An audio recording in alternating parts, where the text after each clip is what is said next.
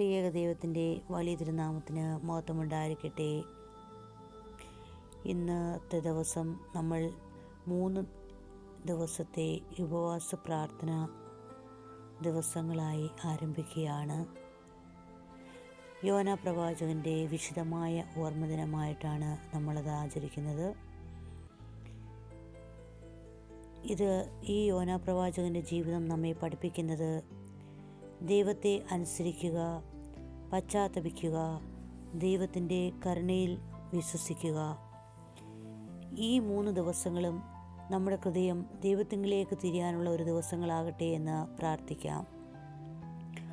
ആദ്യമായിട്ട് ഞാൻ യോന പ്രവാചകൻ്റെ കഥ ഒരു ലളിതമായ രീതിയിൽ പറഞ്ഞിട്ട് അതിൻ്റെ അർത്ഥം ഞാൻ പറയാൻ ആഗ്രഹിക്കുന്നു.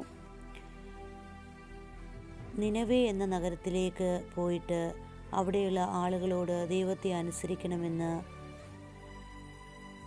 ഈ ദൈവം യോനയോട് ആവശ്യപ്പെട്ടു.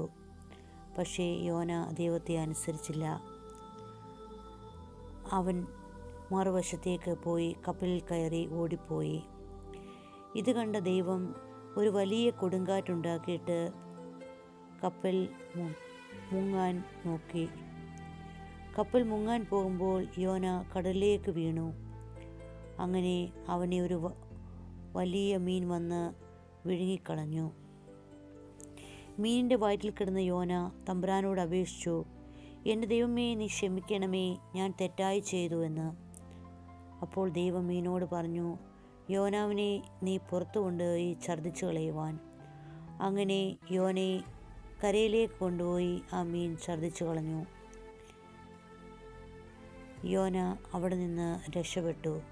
പിന്നീട് യോന നിനവയിലേക്ക് പോയിട്ട് അവിടെയുള്ളവരെ ദൈവത്തെപ്പറ്റി കൂടുതൽ പറയുകയും അവർ അവനെ അനുസരിച്ച് പശ്ചാത്തപിച്ച് ജീവിച്ചു. ദൈവം അവരോട് ക്ഷമിച്ചു. ഈ കഥയുടെ അർത്ഥവും സന്തോഷവും നമുക്ക് മനസ്സിലാക്കുന്നത് ദൈവത്തിൻ്റെ ഇഷ്ടത്തിൽ നിന്ന് ഓടിപ്പോകാൻ ആർക്കും കഴിയുകയില്ല. ഇവിടെ ദൈവം യോനാവിനെ നിനവയിലേക്ക് അയച്ചപ്പോൾ അവൻ ദൈവത്തിൻ്റെ കൽപ്പന കേൾക്കാതെ മറുവശത്തേക്ക് ഓടിപ്പോയി. ഇതിലൂടെ നമ്മൾ പഠിക്കുന്നത് ദൈവത്തിൻ്റെ പദ്ധതിയിൽ നിന്ന് മനുഷ്യന് രക്ഷപ്പെടുവാൻ കഴിയുകയില്ല. രണ്ടാമതായി, അനുസരണക്കേടിൻ്റെ ഫലം നമുക്ക് കാണുവാൻ സാധിക്കും. ഇവിടെ ദൈവത്തെ യോന അനുസരിക്കാതെ പോയപ്പോൾ ദൈവം കാറ്റും കൊടുങ്കാറ്റും അയച്ച് അവനെ മീൻ വിഴുങ്ങിക്കളഞ്ഞു. ഇതിൽ നിന്ന് നമ്മൾ അർത്ഥമാക്കുന്നത് ദൈവത്തെ അനുസരിക്കാത്ത ജീവിതം വേദനയും കഷ്ടതയും അനുഭവിക്കുമെന്നാണ്. മൂന്നാമതായി, നമുക്ക് പശ്ചാത്താപമുണ്ടായിരിക്കണം. മീനിൻ്റെ വയറ്റിൽ നിന്ന് യോന പശ്ചാത്തപിച്ച് ദൈവത്തിനോട് അപേക്ഷിച്ചപ്പോൾ ദൈവത്തിന് കരുണ തോന്നി. അവൻ മീനോട് കരയിൽ പോയി ഛർദ്ദിച്ചു കളയുവാൻ പറഞ്ഞു. അതായത് നമ്മുടെ ദൈവം എത്ര വലിയ നമ്മൾ തെറ്റ് ചെയ്താലും അവൻ കരുണയുള്ളവനാണ്, ക്ഷമയുള്ളവനാണ്.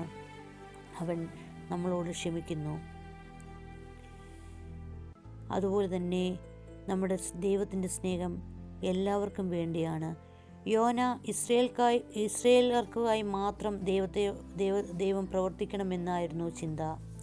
പക്ഷേ ദൈവം അന്യജാതികളായ എല്ലാ നിനവേവാസികളെയും രക്ഷിച്ചു.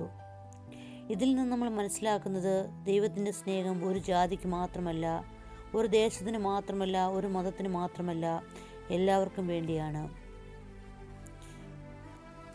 ദൈവം മനുഷ്യൻ്റെ ഹൃദയം മാറണമെന്നാണ് ആഗ്രഹിക്കുന്നത്. ഈ കഥയിലൂടെ നമ്മൾ ദൈവത്തെ അനുസരിച്ച് പശ്ചാത്തപിച്ച് ദൈവത്തിൻ്റെ കരുണയെ വിശ്വസിച്ച് സ്നേഹത്തോടെ ജീവിക്കുക. ഈ യോന അനുസ്മരണ ദിനത്തിൽ ഈ 3 ദിവസത്തെ ഉപവാസ പ്രാർത്ഥനയിലൂടെ ദൈവം നമ്മുടെ ഹൃദയം ശുദ്ധീകരിക്കട്ടെ, നമ്മുടെ ജീവിതം മാറ്റിക്കൊടുക്കട്ടെ, നമ്മെ നല്ല മനുഷ്യരാക്കട്ടെ.